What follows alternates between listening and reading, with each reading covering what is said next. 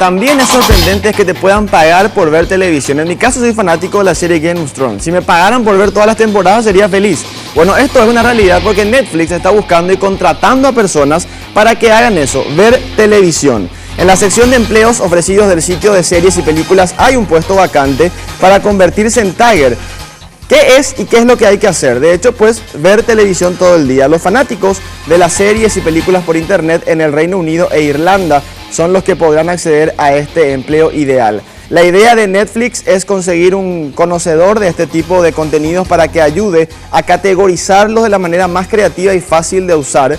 Y también se plantea que el candidato ideal va a ser de hecho un usuario del servicio que ya cuente con el servicio de Netflix, que por supuesto tendrá acceso irrestricto a ellos desde su casa. El trabajo del tagger no pasa solamente por determinar los géneros básicos de cada serie o película, sino agregar los títulos que definen las particularidades de cada una de ellas. Por ejemplo, esta película es sobre venganza, la otra es aclamada por la crítica, la otra tiene un fuerte liderazgo femenino, es muy ochentosa. Esos son algunos de los ejemplos que dio Netflix en este anuncio que ven ustedes en pantalla, que es el que hizo para poder pedir a un funcionario que se quiera dedicar a ver televisión desde su casa todo el día y que le paguen por ello. Qué bueno, ¿eh?